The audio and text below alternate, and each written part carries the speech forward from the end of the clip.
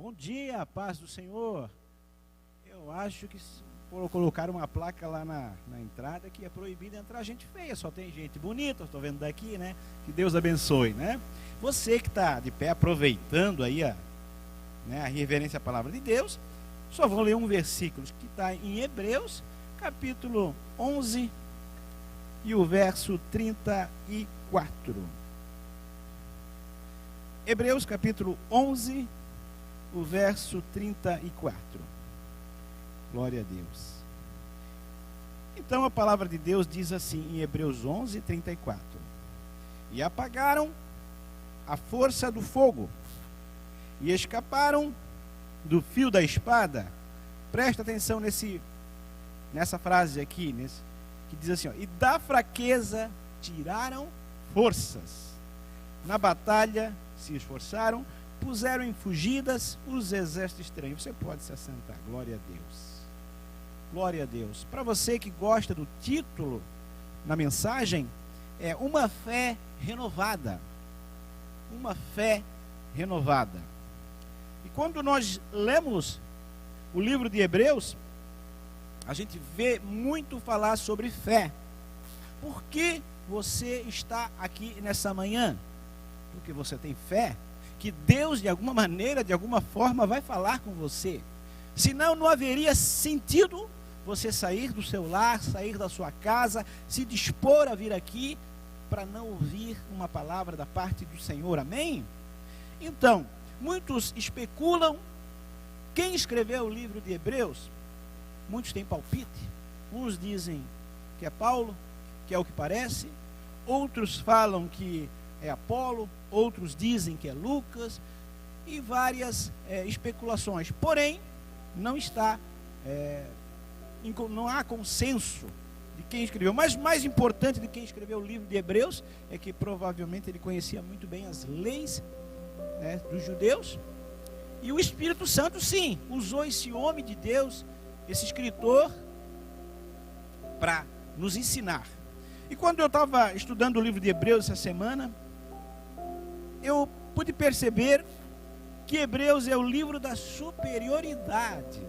Mas por que, pastor, que é o livro da superioridade? Para começar, o livro de Hebreus começa assim, né? Havendo Deus antigamente falado de muitas maneiras, né? De muitas formas, falou nesses últimos dias pelo seu Filho, a qual constituiu herdeiro de tudo, e também por ele fez o mundo.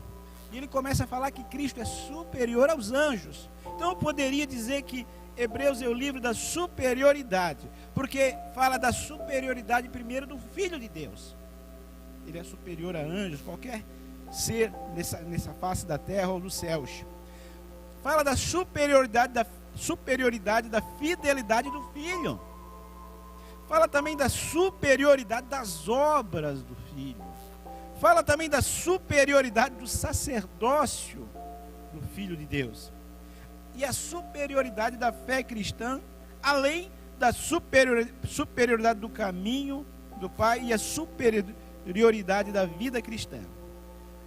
Então, quando começa a ler Hebreus, você percebe que tudo aponta para Cristo. Tudo, qualquer coisa na Bíblia aponta para Cristo. Ele pega o Antigo Testamento, aponta para Cristo. Ele pega o início da criação, aponta para Cristo. Ele pega a minha vida e aponta para Cristo. Ele pega a sua vida e aponta para Cristo, aleluia. Porque não há fé sem Cristo, não há fé sem estar em Deus, não há fé sem a gente crer que Ele é o Filho de Deus e Ele é Deus da nossa vida, aleluia. Mas quando eu li o capítulo 11, eu começo a viajar na história. Não sei se você faz isso quando lê a Bíblia, mas eu me transporto lá para aquele ambiente. E começo a falar desde os patriarcas até o fim ali, daquele momento. E ele fala de cada um em sua fé. E pela fé Abel, e pela fé Abrão, e pela fé Enoque, e assim vai, pela fé Davi, Gideão, Jefté, Raabe, e várias vezes ele diz pela fé. E ele começa a dizer inclusive os sofrimentos que esses homens, essas mulheres de Deus passaram pela fé. Porque não há sentido morrer por algo que não tem causa. Não tem uma causa, não acreditar em algo. E ele diz ali no versículo 34 do capítulo 11: tiraram forças da fraqueza. Tem um ditado popular que não se tira cabelo de garrafa. Não é assim? O natural seria tirar força da força. Eu posso extrair algo do que já existe. Exemplo, se eu quero tirar alguma coisa de algum material, esse material tem que conter isso. Se eu quiser tirar, por exemplo, areia, eu vou ter que ir lá num saco de areia e tirar areia. Se eu quiser tirar um cereal, seja feijão, arroz, qualquer trigo, eu vou lá dentro desse saco, dessa saca de trigo, e tiro o trigo, o feijão, o arroz daquilo. Então eu não tiro algo do que não existe. Mas ele disse: tiraram forças da fraqueza. Como? Tiraram forças da fraqueza. Quer dizer que quando você está fraco, mas você tem fé, tem uma força superior à sua. Quando você pensa que a sua força acabou, quando você pensa que o seu problema está no fim, aí é que Deus está começando, aleluia. E eu quero dizer para você que a fé é o que nos move, é o que nos orienta, é o que nos faz continuar e acreditar, e gera vida dentro de nós. Ter fé é conseguir acreditar no improvável, ter esperança naquilo que não vemos e aquilo que não é palpável. E como diz em Hebreus 11:6, que sem fé é impossível agradar a Deus. Então, às vezes, talvez eu já fiz isso, essa oração, e você também: Senhor, o que tu queres da minha vida? Como eu posso te agradar? E eu acho tão lindo a Bíblia, pastor Pedro, pastor Amério, pastor Adriano, pastor Alexandra, porque ela é muito simples. Ela explica que a fé vem pelo ouvir e ouvir a palavra de Deus. Então a primeira coisa que eu preciso ter fé, eu preciso ouvir, eu preciso estar nos cultos. Em Hebreus 10:25 fala aos hebreus que alguns não congregavam mais, ele diz: não deixando de congregar, como fazem alguns. Uma época, eu me lembro que um moço, eu evangelizei muito tempo ele, dei consultoria para ele, e ele disse assim: Sérgio, eu não preciso da igreja, porque eu sou a igreja. Ele disse: eu faço a minha oração em casa, eu leio a Bíblia, eu procuro não fazer mal para ninguém. Então, eu creio que eu estou no caminho de Deus. Daí eu disse assim: ó, querido, você está, a Bíblia diz assim, ó: vinde a mim todos que estáis cansados e sobrecarregados. Então, você precisa sim ir a Cristo. Mas depois do vinde, existe o ide. Ide e fazei discípulos. Você só está pensando em você. E quem só pensa em si, o que é? Egoísta. Eu disse assim, ó: por que não compartilhar a tua fé com outros irmãos, estar em comunhão? Eu disse assim, ó: desculpa, mas quem não tem um líder não pode liderar, não é apto. Quem não está querendo aprender, não pode ensinar. E aquele moço refletiu. Veio umas 2 semanas, ele começou a vir na igreja. Ele veio, depois, não sei se ele está em alguma igreja, mas querido, e isso, muita gente pensa que pode servir a Deus em casa. O que eu quero dizer não é que você tem que estar todo dia no culto, mas você precisa ter uma fé viva. E uma fé viva contagia. Se você olhar toda a história da Bíblia, as pessoas estavam no templo, estavam na congregação, não estavam sozinhos, em família, faziam discípulos. Abraão, que estava sozinho na fé, fez Eliezer e seus 318 homens criados na sua casa. Então, como manter a fé mesmo em tempos difíceis? A primeira, Deus é tão simples, né? A primeira é muito simples. A primeira é alimentar-se da palavra. O primeiro passo para você renovar a sua fé, alimentar-se da palavra. Se você não se alimenta da palavra, é como alguém que não come. Quando alguém não está com fome, quando alguém está doente, você diz: come, você precisa ficar forte. A gente dá esse conselho para os nossos filhos, para um ente querido, para qualquer pessoa. Você dá esse conselho para alguém. Você precisa se alimentar. Como você vai enfrentar as dificuldades da vida? Como você vai trabalhar se você não se alimenta? E é igual. Então, porque a fé não é transferida. Muita gente acha que a fé é transferida. Eu vou lá e, sei lá, a pessoa coloca a mão na minha cabeça e eu vou ter a fé dele. Não. Fé não se transfere. Fé é como vida. Não dá para emprestar fé. Cada um tem a sua fé. Jesus várias vezes disse: seja feito conforme a tua fé. Como está a tua fé? A primeira, eu vou dizer um negócio para você. Pense. Você não precisa concordar comigo. Se a tua fé está bem fraca, você acha que a fé é fraca, eu pergunto: quanto você tem lido e ouvido a palavra? Uma coisa é ler. Ler, a gente pode ler um monte. Mas quanto você tem ouvido a palavra? A palavra ouvir significa ouvir e ouvir a palavra. Receber a instrução e colocar em prática essa instrução. Então, quanto você tem exercido a sua fé?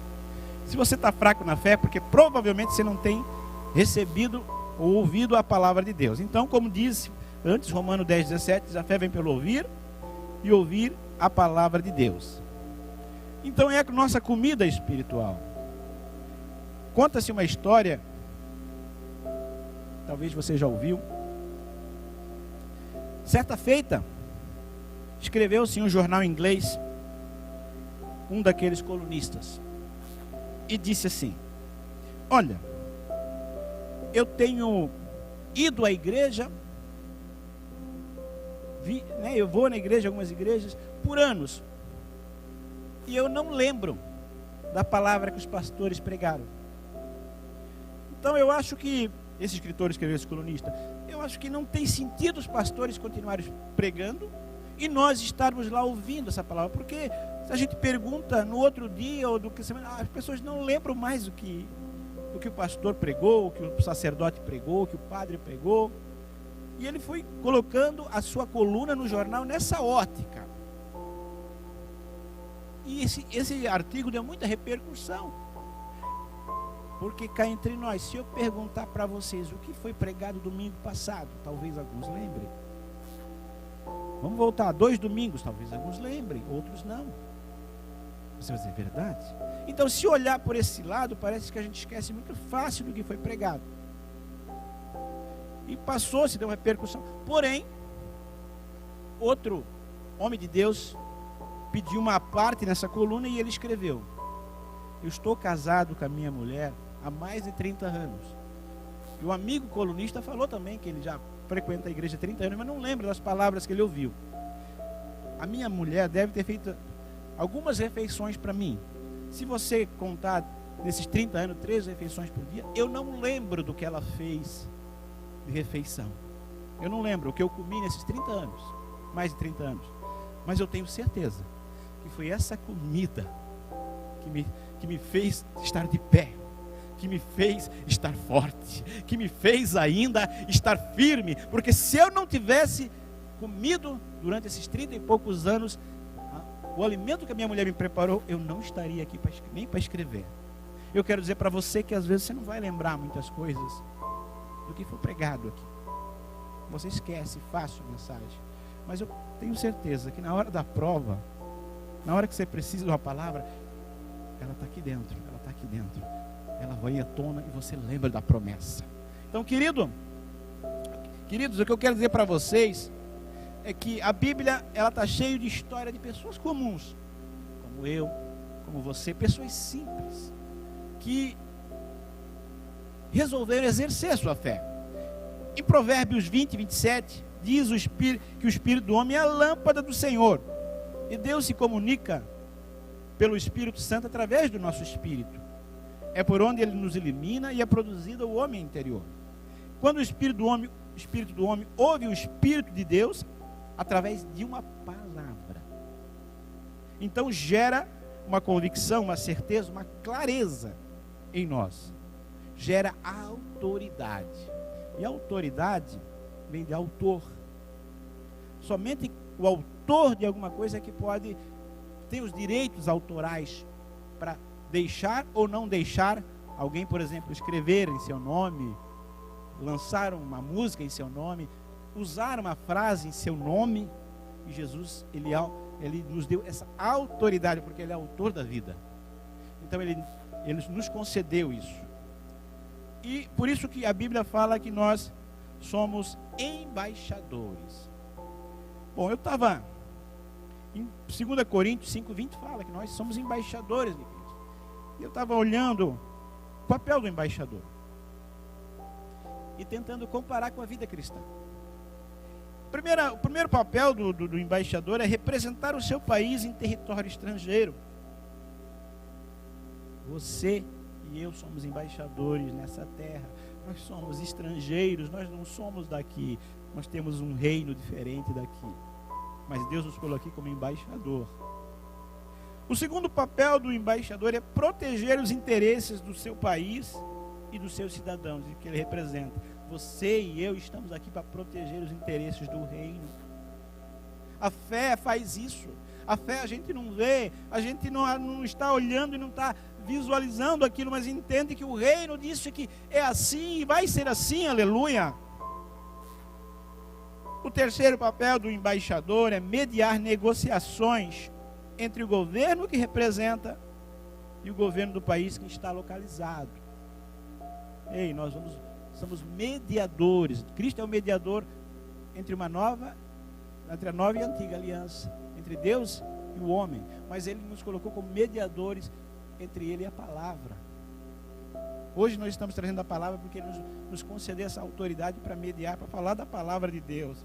O embaixador repassa as informações do seu país de origem a respeito do país que está localizado. Ei, nós estamos falando acerca dos segredos do nosso reino. Quando eu trabalho numa empresa, na área de RH, eu já fui a muitos congressos, me perdi a conta quantos treinamentos participei, mas todos os treinamentos, a maioria são palavras da terra. Elas nos direcionam para cá. Mas quando a gente vem no culto, às vezes, queridos, o pregador ele não tem uma formação superior. Você percebe aqui que nós nem falamos da nossa formação, porque currículo não vale nada para Deus. Você não sabe se eu tenho formação superior, se eu não tenho. Isso não importa. Para a carreira talvez até importe. Você não sabe se eu tenho pós-graduação, se eu não tenho, que cursos eu tenho. Isso não importa. O que importa, queridos, amados, é se eu tenho autoridade para falar em nome de Jesus. Isso é que importa. Porque por mais eloquente ou palavras bonitas que eu falasse, se eu não for simples como a pomba e prudente como a serpente, como diz a Bíblia, não adianta nada. Jesus era tão simples que ele se misturava no meio do povo, não é verdade? Os reis não, eles ficavam nos seus palácios. Tanto é que quando foram prender Jesus, Judas falou: aquele que eu dar um beijo, esse é o... Eles nem sabiam, porque ele era tão parecido com gente, ele era tão parecido com o povo, que eles nem sabiam, os guardas nem sabiam direito quem era Jesus, porque ele era simples. E a fé é simples, a fé é acreditar. Então, a gente precisa também ser embaixador. E o embaixador não fala em seu nome, ele fala em nome do seu reino. Ele tem poderes plenos para representar esse reino. Você sabia, né, que se tiver alguma coisa naquele país que você está e você for na embaixada do seu país, eles não podem te tocar. Lá você está protegido, porque lá é o... Imagine que o Brasil tenha na Inglaterra. Lá é o Brasil dentro da Inglaterra. Na embaixada eles não podem te tocar, porque você está protegido pelas leis do seu reino. Lá vale a lei do teu reino. E nós somos assim, nós estamos protegidos pelas leis do nosso reino, aleluia. Então, primeira coisa, bem fácil, eu quero trazer uma mensagem bem simples, porque Jesus é simples. 3 conselhos, né, para você ter uma fé renovada. A primeira é ouvir a palavra, você já ouviu aqui, está ouvindo. A segunda, depois que ouvir a palavra, você e eu precisamos entregar o controle das coisas para Deus. Confiar. Entregar o controle é obedecer. Quando você entrega o controle para Deus, já não é mais a sua força, mas daquele a quem você está obedecendo. Depois da palavra, você precisa perder o controle. Enquanto você não perder o controle, estou falando de fé, de algumas coisas, do teu futuro, né, do amanhã, você tem sim que se planejar, preparar-se, isso é obrigação nossa. Mas eu estou dizendo que você não pode falar com todas as letras o que vai ser amanhã. Você tem que aprender a entregar e confiar. E obedecer a Deus sempre vai te colocar num próximo nível, num próximo degrau. Entregar o controle para Deus é descansar nele. Descansar no Senhor não significa entender o que está acontecendo, mas entender que apesar do que está acontecendo, Deus ainda continua cuidando de ti e de tudo que você tem. Vou repetir para você gravar. Descansar no Senhor não significa entender o que está acontecendo, mas entender que apesar do que está acontecendo, Deus ainda continua cuidando de tudo, inclusive do que é teu, do que você tem. O homem fala muito e faz pouco. Deus fala pouco e faz muito. Muitas vezes você fala comigo, Deus, parece que não há uma palavra. Você lê, mas parece que Deus não fala. Mas o pouco que Deus fala é o suficiente para dar um norte na tua vida. Entregar o controle para Deus é encontrar paz em meio ao caos. Quando houve as eleições, ninguém queria, pelo menos os cristãos, que esse governo atual assumisse. É verdade. A gente queria em outra, porque ele estava contra algumas ideologias que nós cremos. Mas respeitamos, né? E a gente fez vigília, orou, mas Deus não atendeu as nossas orações. Até porque, se foi forjado, se não foi, isso não sabemos. Não estou aqui para falar se foi certo, se foi errado, e não vou entrar no mérito dessa questão, porque não quero usar o altar para isso, mas eu só quero dar um exemplo. Então, por mais que a gente orou, por mais que a gente não queria, houve uma permissão. Eu me lembro que eu estava numa vigília e eu disse assim, ó, independente do que acontecer, a gente tem que continuar crendo em alguém que é sobre todos. Porque Daniel estava servindo a Babilônia, o reino mais perverso do mundo. Mas ele prosperou. Ele não se curvou. Então assim, eu não preciso, independente se eu não concordo com o meu governador, com o meu prefeito, com o meu presidente, eu não vou me curvar. Porque o meu socorro vem do Senhor. E ele prosperou em meio à dificuldade. Provas vão vir? Claro que vão. Mas essas provas, talvez é o que eu e você precisamos para crescer. A gente só quer sombra e água fresca, não é verdade? E a gente às vezes estava muito ligado aqui, muito ligado nesse momento. Mas nós não somos daqui, gente. Nós não somos daqui. Nosso alvo é o céu. Então, não importa quão difícil seja a situação. Quando Deus tem uma palavra de Deus e entregamos o controle, Ele que sabe. O Espírito Santo testifica ao nosso coração e produz paz em meio a essa situação. Ainda que as coisas não saiam como eu pensava que fosse sair, Deus tem uma palavra. Tem uma vida. E o terceiro passo. O primeiro, repetindo, né? Alimente-se da palavra. O segundo, entregue o controle a Deus. Confie. E para você permanecer é bem simples, tem muitas outras coisas, mas só essas 3 seria o suficiente para você ter uma fé renovada. Tenha uma vida de oração. Entregue, alimente a palavra, entregue o controle a Deus e tenha uma vida de oração. São esses 3 passos bem simples. A oração ajuda a desenvolver um relacionamento com Deus.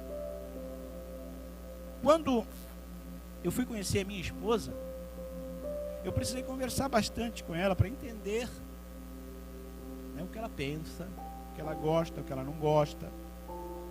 E hoje, quando ela, só pelo jeito do rosto dela, a expressão, eu já sei se ela gostou, se ela não gostou, o que ela quer dizer, o que não quer, e vice-versa. Eu acredito que você e sua esposa, seus filhos, também é assim, porque você tem um relacionamento, né? Você conhece a voz dentre a multidão da sua esposa, do seu esposo, rapidamente, porque você convive muito com ela. Então a gente aprende a conhecer a voz da pessoa com quem a gente ama e convive. E quando a gente começa a ter oração, a gente começa a aprender a conhecer a voz de Deus.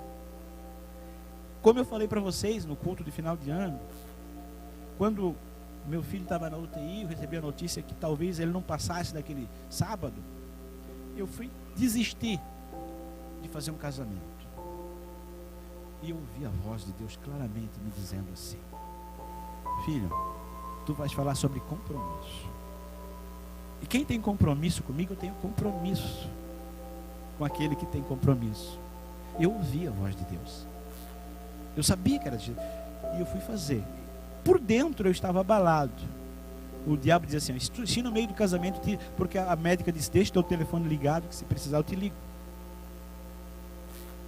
O diabo diz assim: se tu estiver no meio do casamento e eles te ligarem e dizer, pode vir aí para o hospital porque o teu filho morreu, que cara tu vais ficar? Mas eu disse: não, eu tenho uma palavra. Eu tenho uma palavra. Quando você tem uma palavra de Deus, é o suficiente, acabou. É só uma palavra que você precisamos. Mas isso a gente consegue desenvolver, conhecer a voz de Deus na oração também, porque Deus é amor. A oração nos dá resposta, como aconteceu comigo.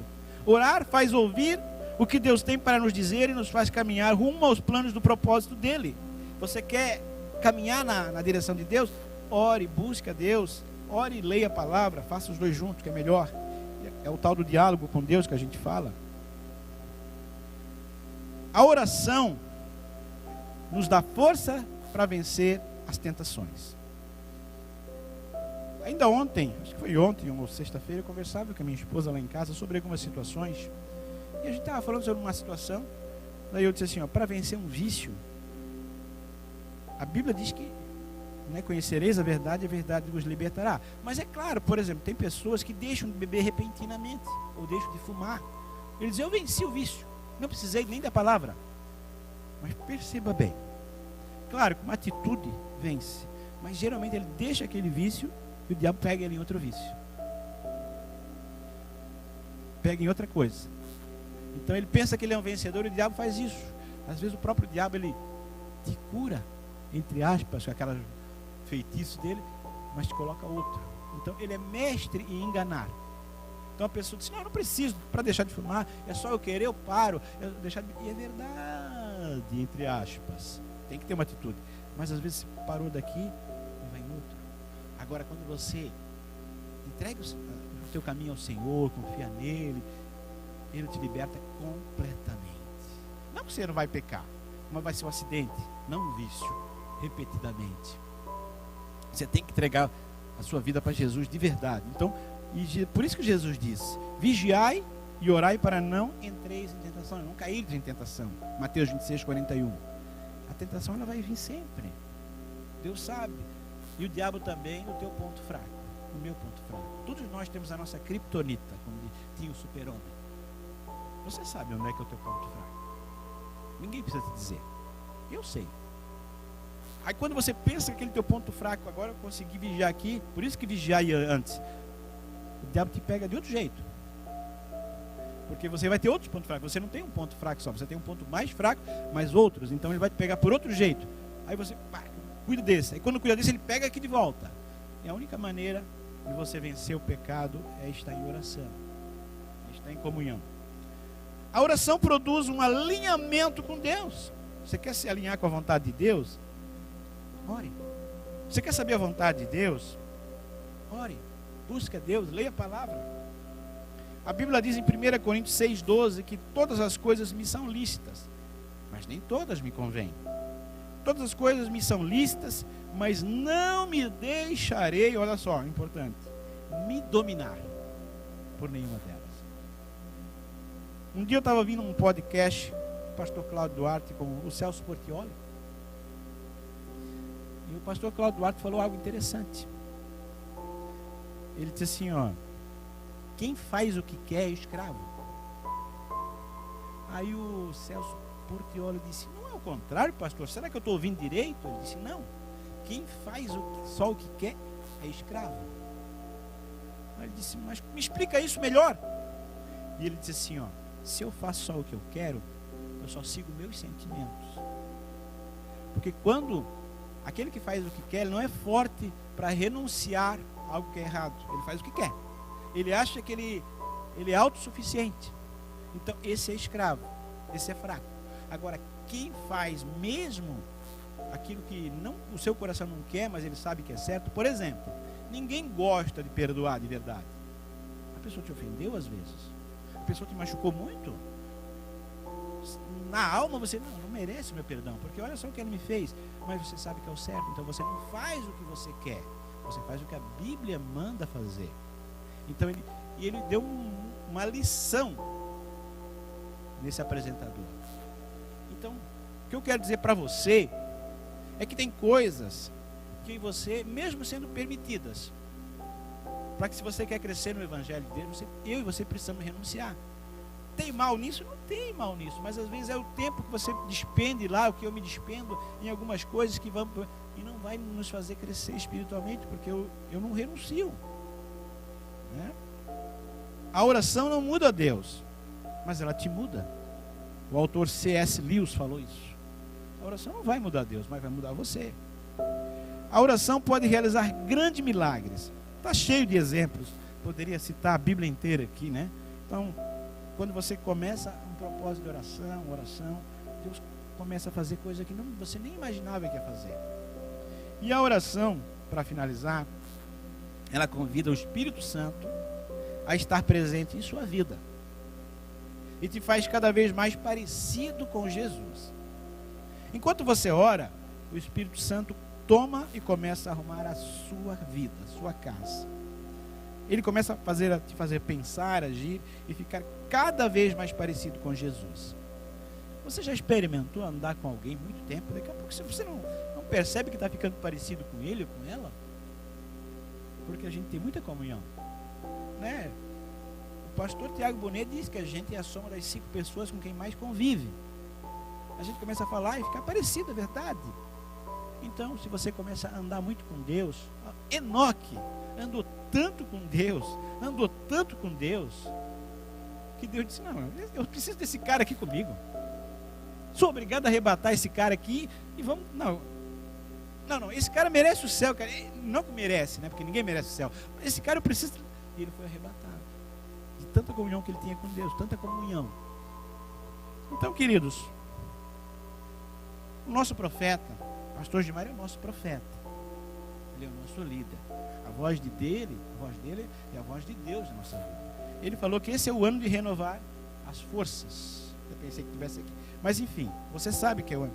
E para renovar as forças, eu entendo que temos que renovar nossa fé.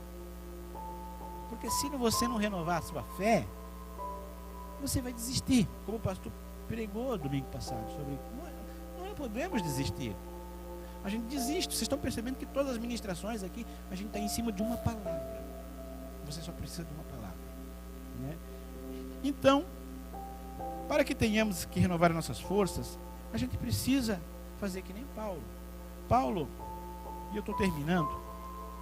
Paulo disse assim em 2 Timóteo 4:7: combati o bom combate, acabei a carreira e guardei a minha fé.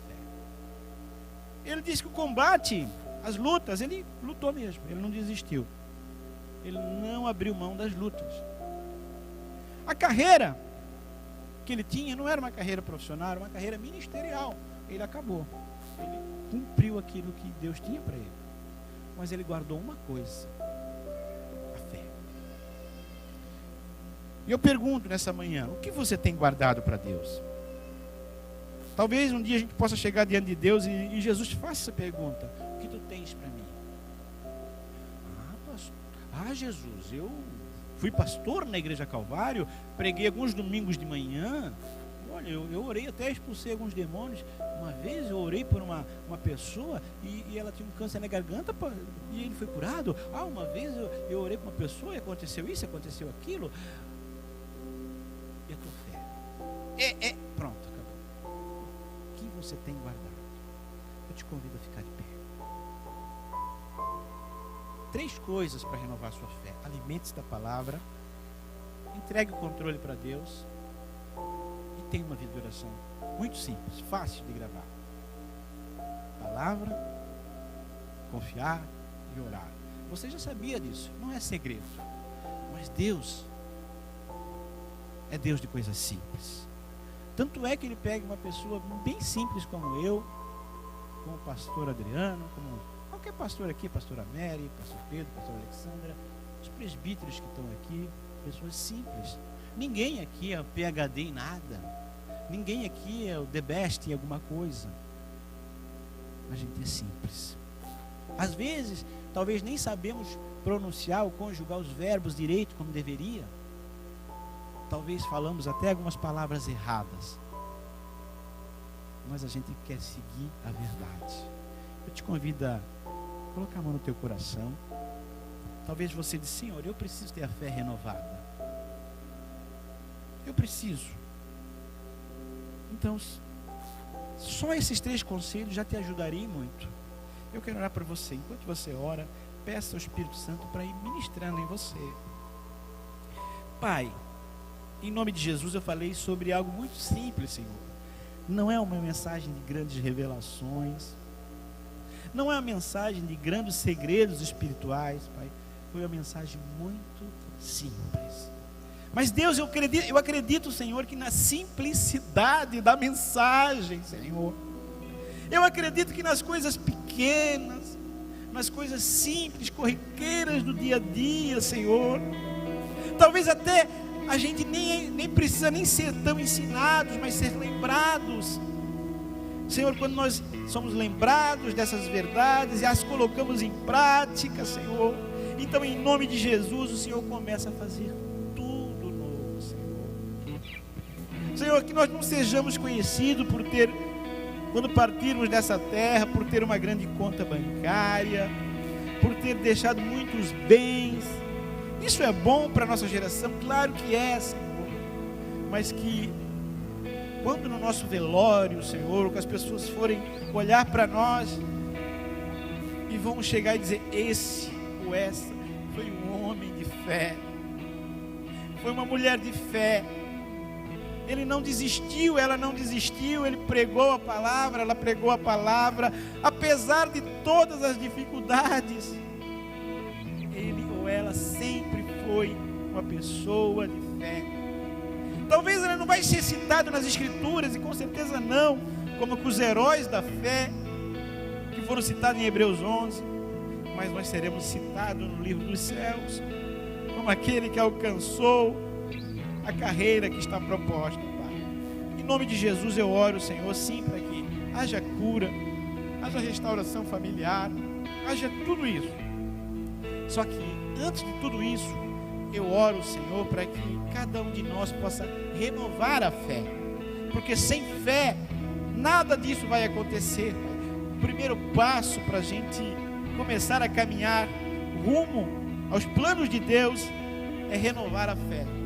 Nada, Senhor, se faz sem fé. Então, em nome de Jesus, enquanto o louvor toca, vai trabalhando na vida dos meus irmãos, vai falando com Deus.